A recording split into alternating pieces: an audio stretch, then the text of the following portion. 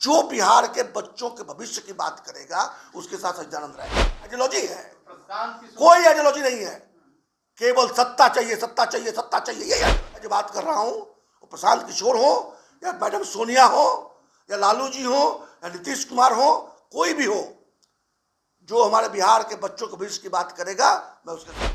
बिहार में दिया क्या? आप वोट देती है जाति पर, आप वोट देती है मंदिर मस्जिद पर, आप वोट देती है कोई अगर मुसलमान है तो कहीं बीजेपी न जीत जाए, इसलिए लड़ते ना कि देश आगे बढ़ रहा है, बिहार कहाँ उसमें।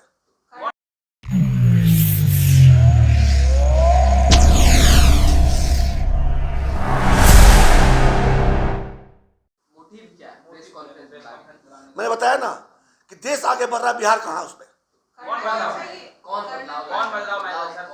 बदलना पड़ेगा, वोटरों को समझना पड़ेगा, बिहार के मतदाताओं को समझना पड़ेगा कि जाति से ऊपर उठिए, मंदिर मस्जिद के मुद्दे से ऊपर उठिए और अपने बच्चों के भविष्य का ध्यान कीजिए। इसके लिए तो प्रतिनिधित्व करना जरूरी है ना, कौन करेगा? अरे पहले तय तो कीजिए कि आप इससे हटना चाहते हैं। विकल्प मिलता है। मैं एक उदाहरण देता हूं। वैशाली के एक बहुत ही प्रतिष्ठित सांसद हुआ करते थे रघुवंश बाबू।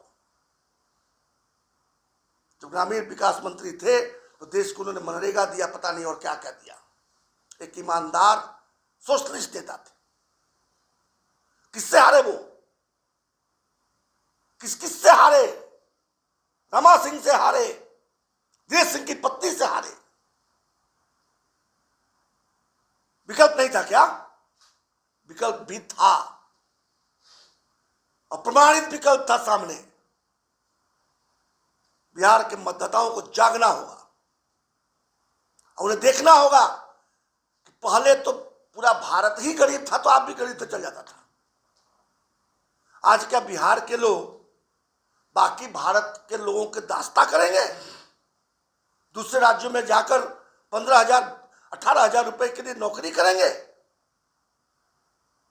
ऐसी चर्चा है कि आपने रथ बनवा रखी है चुनाव प्रचार के लिए, आप चुनाव भी लड़ेंगे तो आखिर बहुत छोटी सी बात आप कर रहे हैं। एक सच्चिदानंद राय क्या कर रहा है ये महत्व का विषय नहीं है। मैं अपनी ओर से कोशिश कर रहा हूं। पार्टी मैटर करता है, किस पार्टी से लड़ेंगे? भूलिए पार्टी को, पार्टी को भूलिए, विकल्प देखिए। विकल्प कौन होगा सर, ये तो बताइएगा। आप एक बात बताइए हमें, मैं बात बताता हूं आपको। अभी हमने एक उदाहरण दिया वैशाली का। क्या इस तरह के विकल्प हमें हर कॉन्स्टिट्यूंसी में नहीं मिलता है? कोई निर्दल मिलता है, कोई किसी दल का मिलता है, कोई एक नया विकल्प लेकर आया होता है। हमें ये देखना होगा ना कि हम वोट किसी के बेटे को मुख्यमंत्री बनाने के लिए दे रहे हैं, किसी जाति विशेष को बढ़ावा देने के लिए कर रहे हैं। देखिए, मैं नहीं मानता कि लालू जी जातिवाद करते, मैं नहीं मानता कि रामविलास जी ने जातिवाद किया, मैं नहीं मानता कि उपेंद्र कुशवाहा जातिवाद करते हैं, जीतन राम मांझी जातिवाद करते हैं या मुकेश सहनी जातिवाद करते हैं। ये सब परिवारवाद में लगे हुए हैं। दल बनाते हैं, अपने को नेता घोषित करते हैं, साथ में संग संग बोलते हैं कि मेरा बेटा इसका नेता होगा हमारे बाद। ये आपके सामने है। इसके बावजूद आप जाति में फंसे रहते हैं। आप देखते रहते हैं कि रामविलास जी की जाति क्या है, उपेंद्र कुशवाहा जी की जाति क्या है, लालू जी की जाति क्या है, मुकेश सहनी की जाति क्या है। परोक्ष रूप से आप ये कहना चाहते हैं कि विकल्प के रूप में प्रशांत किशोर जी हैं? प्रशांत किशोर जी प्रयास कर रहे हैं। प्रशांत किशोर जी ने कभी नहीं कहा कि मैं पार्टी बना चुका हूं या बनाने वाला हूं। प्रशांत किशोर जी सिर्फ यही बात बता रहे हैं, सच्चिदानंद राय भी उसी बात को मैं कह रहा हूं कि आप एक बार सोचिए। जब अगली बार आपको ताकत, देखिए मतदाताओं के पास एक ही ताकत है, बिहारियों के पास एक ही ताकत है। हर 5 वर्ष पे आपको एक बटन दबाने को मिलता है। उसके बाद आपने जब बटन दबा दिया, किसी को जिता या हरा दिया, तो 5 साल आपके पास में रोने के सिवा कोई विकल्प नहीं रहता है। तो जब वो ताकत आपके हाथ में होती है, जब वो बटन दबाने जाते हैं, तब ध्यान रखिए कि आप वो बटन अपने बच्चे के भविष्य के लिए दबा रहे हैं। अब ऐसे विकल्प को ही देंगे अपना मत जो आपके बच्चों के भविष्य के उज्जवल बनाने की बात कर रहा है। तो ये मेरा कहना है। तो आप लड़ेंगे क्या चुनाव? रथ पर आपने बना रखा है, क्या तैयारी है? भाई साहब बड़ा साफ है। मैं एक सदन का सदस्य हूँ, अब बिहार के सदन का सदस्य हूँ। सामने लोकसभा के चुनाव आ रहे हैं, तो लोकसभा का चुनाव जो लड़ेगा वो जाकर देश की बात करें। नहीं, आप देश की बात कर रहे हैं ना, G20 कर रहे हैं तो मैं कह रहा हूं ना कि देश की बात, मैं बड़ी खुश हूं, बहुत खुश हूं कि G20 का सम्मेलन हो रहा है, बहुत खुश हूं कि भारत का नाम आगे जा रहा है, लेकिन दुखी इस बात के लिए हूं कि बिहार उसमें कहाँ है।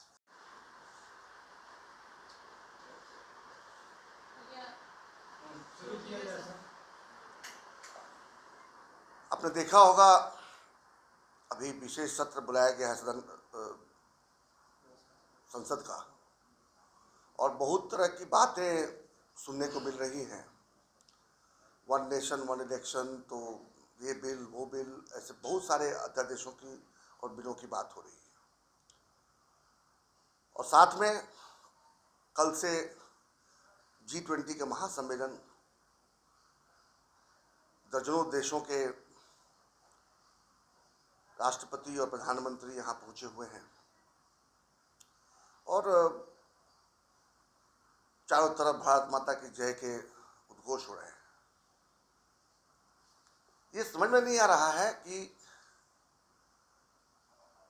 बिहार के लिए इसमें क्या है। हम 2047 तक विश्व के सबसे विकसित देशों में से एक हो जाएंगे, तीसरी बड़ी अर्थव्यवस्था बन जाएंगे 2029 तक। अभी दुनिया के सबसे तेज उभरने वाले इकोनॉमी में नाम आ गया, हमारा fastest growing economy in the world. ये सारी बातें हो रही हैं, ये सब ठीक है, अच्छा है, बड़ा अच्छा लगता है कि देश का गुणगान हो रहा है, देश का सम्मान बढ़ रहा है। प्रधानमंत्री मोदी जी बहुत बड़े ब्रांड बन गए हैं। प्यू के रेटिंग में 79% उनका रेटिंग आ रहा है। निश्चित रूप से जिस तरह का रेटिंग आ रहा है तो 2024 में पुनः प्रधानमंत्री बनेंगे। देश का मान बढ़ रहा है, आज अंतर्राष्ट्रीय स्तर पर देश का निश्चित रूप से मान बढ़ा है, और इस बात की खुशी भी है। हम ढूंढ रहे हैं इसमें कि आखिर बिहारियों को इसमें क्या मिल रहा है। क्या बिहार भारत का हिस्सा नहीं है? बिहार के बच्चे क्या भारत के बच्चे नहीं हैं? क्या बिहार के बच्चों को शिक्षा की अच्छी व्यवस्था नहीं मिलनी चाहिए? क्या उन्हें कुछ सीखने का, पढ़ने का अवसर नहीं मिलना चाहिए? क्या बिहार के युवाओं को रोजगार नहीं मिलना चाहिए? क्या बिहार के लोग वो 5 किलो या 4 किलो अनाज के लिए भिखमंगा बने रहेंगे आजीवन? मुझे उससे कोई इतराज नहीं है कि आज 80 करोड़ या 90 करोड़ लोगों को केंद्र सरकार अनाज दे रही है। अच्छी बात है, अनाज का भंडार बहुत ज़्यादा है तो उसे गरीबों में बांटना चाहिए। लेकिन आखिर क्या कारण है कि बिहार के अधिकांश परिवार उस अनाज पर निर्भर हो गए हैं? उन्हें अगर रोजगार मिले तो सिर्फ अनाज ही नहीं, जीवन की अन्य सुविधाओं के लिए भी वो हकदार बन पाएंगे। देश आगे बढ़ रहा है, भारत का नाम आगे बढ़ रहा है, सब कुछ ठीक है, उसमें बिहार कहाँ है? ये मेरा केंद्र सरकार से प्रश्न है।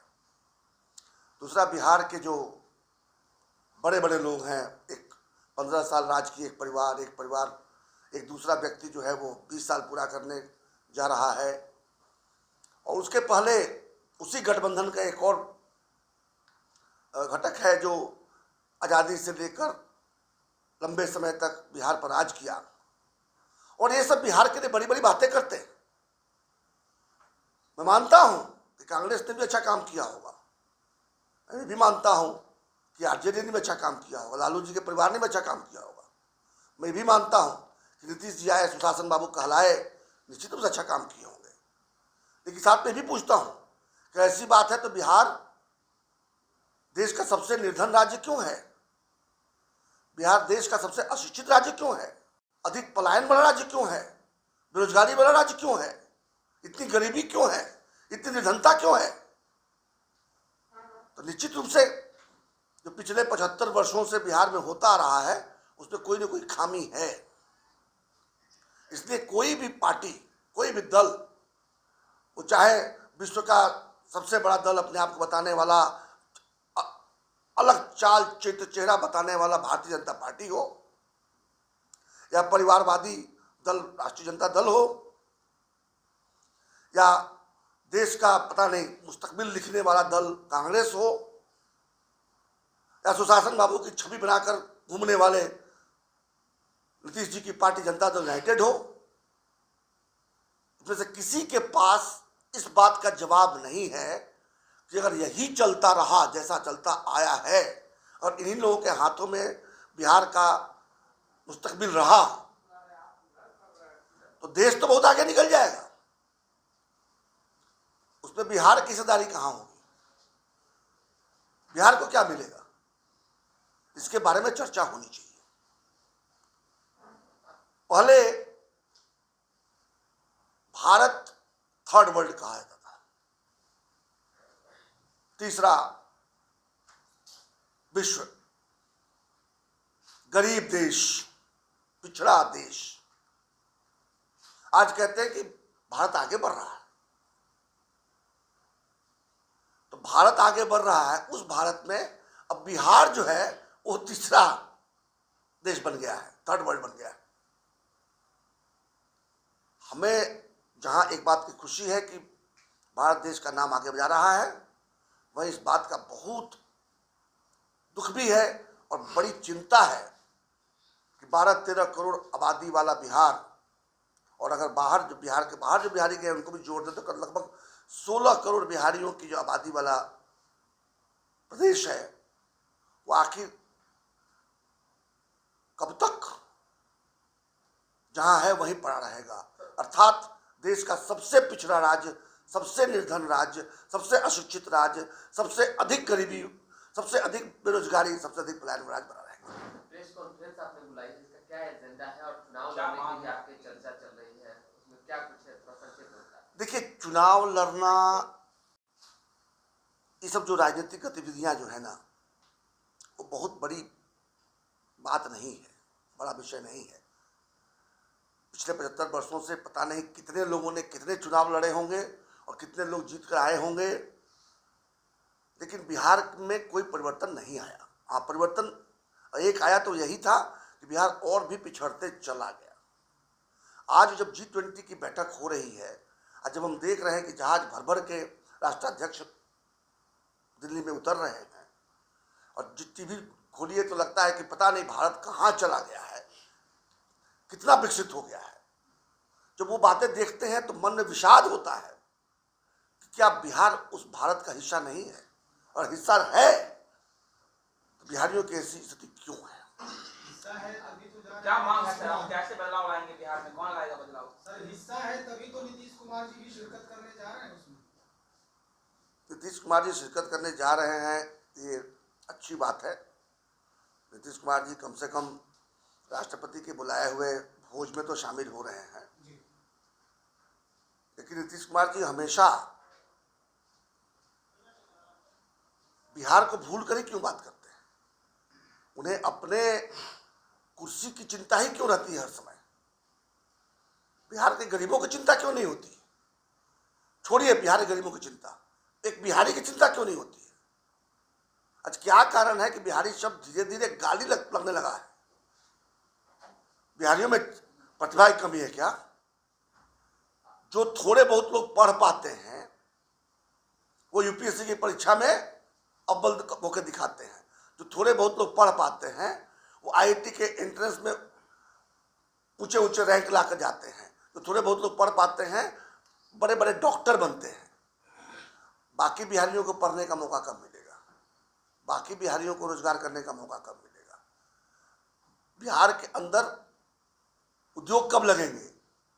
मानता हूं कि चाइना धीरे धीरे, जहां तक कारखानों का मामला है, चाइना अब अलोकप्रिय होते जा रहा है बाकी देशों में, और बिहार अब देश में, हमारे भारत में बहुत सारे उद्योग लगने वाले हैं, लग रहे हैं। रोज नई नई खबरें आती हैं। क्या कारण है कि लाखों लाखों करोड़ों रुपए का जो निवेश हो रहा है भारत के अंदर, उसका एक हिस्सा भी, 1% भी बिहार क्यों नहीं इसमें आ पा रहा है? मैं अपना अनुभव बताता हूँ। मेरी एक अंतर्राष्ट्रीय कंपनी से बात हुई थी कि बिहार में सर्जिकल इम्प्लांट का एक कारखाना लगाया जाए, जैसे दांत, घुटना, कमर के जो सर्जिकल इम्प्लांट होते हैं। तो बात आगे बढ़ी उन्होंने कहा कि बंगलोर में लगा लीजिए, आप हैदराबाद में लगा लीजिए, नोएडा में लगा लीजिए, गुड़गांव में लगा लीजिए, पूना में लगा लीजिए। बिहार में अभी उद्योग लगाने का माहौल नहीं है। ये माहौल बनाने की जिम्मेवारी किसकी है? क्या जिम्मेवारी नीतीश जी की नहीं है? क्या जिम्मेवारी लालू जी की नहीं है?